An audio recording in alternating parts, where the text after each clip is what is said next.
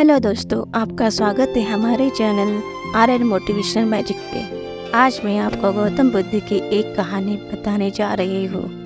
आम्रपाली बौद्ध काल में वैशाली के रुचि संघ की इतिहास प्रसिद्ध लिच्छवी राजरत्नांगना थी। इनका एक नाम अम्बपाली या अम्बपालिका भी है। आम्रपाली अत्यंत सुंदर थी और कहते हैं जो भी उसे एक बार देख लेता है वह उस पर मुग्ध हो जाता था। अज्ञातशत्रु उसके प्रेमियों में था और उस समय के उपलब्ध साहित्य में अज्ञातशत्रु के पिता बिंबिसार को भी उसका प्रणयार्थी बताया गया है। आम्रपाली को लेकर भारतीय भाषाओं में बहुत से काव्य, नाटक और उपन्यास लिखे गए हैं। एक बार की बात है, महात्मा बुद्ध अपने शिष्यों के साथ घूमते हुए वैशाली नगरी में पहुंचे। वैशाली को उस समय 16 महाजनपदों में एक महत्वपूर्ण जनपद माना जाता था, जिसकी ख्याति दूर दूर तक फैली हुई थी। यह नगरी परम वैभवशाली और हर तरफ से संपन्न थी। महात्मा बुद्ध के आने की बात पर पूरे नगर में फैलते देर न लगी। जिसे जब पता चलता वह तभी उनसे मिलने पहुंच जाता और उनके उपदेश सुनकर खुद को भाग्यशाली समझता। बुद्ध का चरित्र ही ऐसा प्रभावशाली था कि उनसे प्रभावित हुए बिना कोई नहीं रह सका। उस नगर की गणिका और राजनर्तकी आम्रपाली भी बुद्ध से मिलने की इच्छुक थी। वह खुद महात्मा बुद्ध के पास चलकर आई और उन्हें अपने घर भोजन के लिए आमंत्रित किया।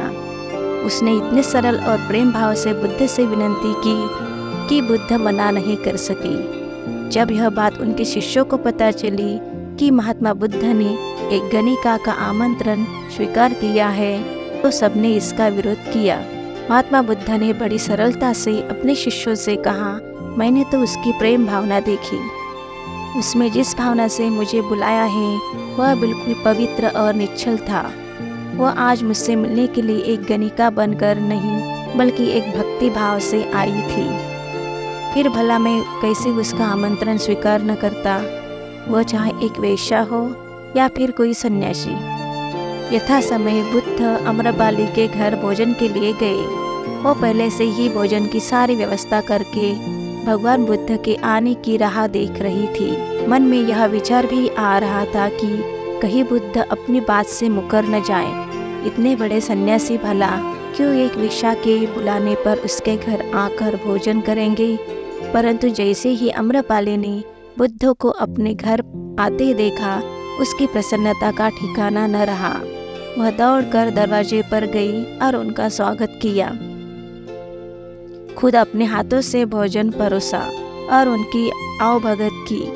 महात्मा बुद्ध के शिष्यों ने जो उनके साथ आए थे, जब एक वैश्या को, जिसके कदमों में खुद सम्राट बिंबिसार से लेकर अज्ञातशत्रु थी, पूरी वैशाली जिसकी एक झलक पाने के लिए तरसती थी, उसे एक सन्यासी के लिए ऐसा व्यवहार करते देख बुद्ध के शिष्यों के मन में अपने गुरु के लिए सम्मान और ज़्यादा बढ़ गया।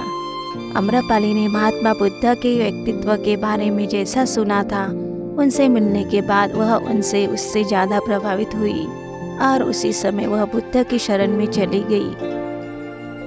सारी संपत्ति वह बौद्ध मठ के नाम करके आजीवन भिक्षुनी बन गई। दोस्तों, अगर आपको ये कहानी पसंद आई है तो हमारे चैनल आर मोटिवेशनल मैजिक को लाइक, सब्सक्राइब जरूर कीजिए। धन्यवाद।